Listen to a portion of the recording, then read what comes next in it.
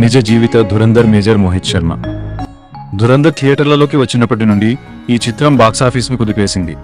ఈ action thriller కేవలం 5 రోజుల్లోనే రూ.150 కోట్ల మార్కును దాటింది మరియు భారీ సంఖ్యలో ప్రేక్షకులను ఆకర్షిస్తూనే ఉంది.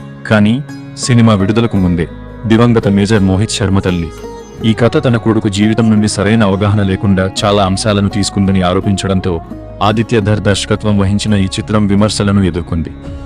మేజర్ మోహిత్ శర్మ కథ యుద్ధభూమిలోనూ వెలుపల ధైర్యం, నైపుణ్యం మరియు అచంచలమైన అంకిత భావానికి నిదర్శనం. హర్యానాలోని రోహ్తక్లో 1978 జనవరి 13న జన్మించిన ఆయన అన్యోన్యమైన కుటుంబంలో పెరిగారు మరియు ఇంట్లో అతన్ని ప్రేమగా చింటూ అని పిలిచేవారు. తోటివారు మరియు సహోద్యోగుల మధ్య అతను తన వ్యక్తిత్వానికి సరిపోయే మైక్ అనే పేరుతో సుపరిచితుడు. అతను చదువులో రాణించడమే కాకుండా ప్రతిభావంతుడైన సంగీతకారుడు కూడా.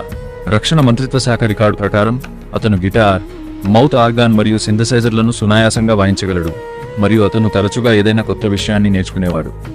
కొత్త వైద్యాన్ని ఒక వ్యక్తిగత సవాలుగా స్వీకరించారు. హేమంత్ కుమార్ స్వరపరిచిన బాణీలకు ఆయన అందించిన ప్రత్యక్ష ప్రదర్శనలను విన్నవారు ప్రత్యేకంగా ఆదరించారు. అతను తన పాఠశాల విద్యను పూర్తి చేశాడు ఢిల్లీ ఎన్సీఆర్లో. చివరకు 1995లో ఘజియాబాద్లోని ఢిల్లీ పబ్లిక్ స్కూల్ నుండి పట్టభద్రుడయ్యాడు.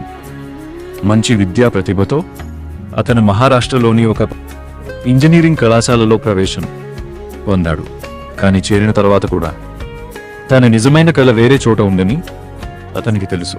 సాయుధ దళాల్లో సేవ చేయాలనేదే అతని మనసులో బలంగా ఉండేది. అదే సంవత్సరం అతను ఇంజనీరింగ్ వదిలిపెట్టి నేషనల్ డిఫెన్స్లో చేరాలనే సాహసోపేతమైన నిర్ణయం తీసుకున్నాడు.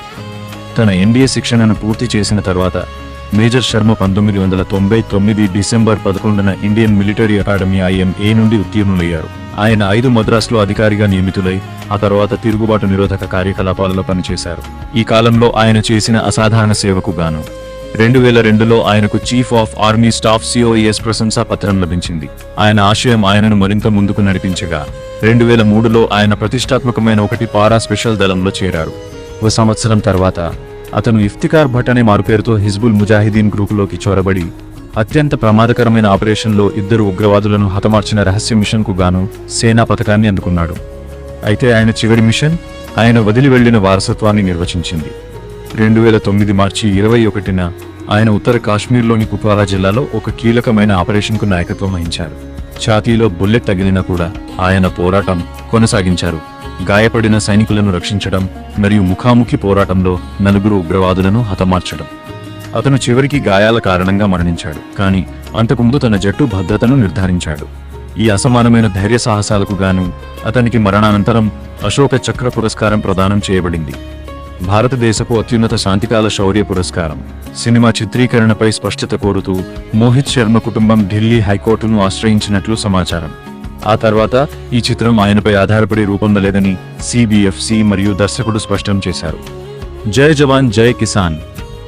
జై Hind. Like, share, comment and subscribe to Surfy Stories.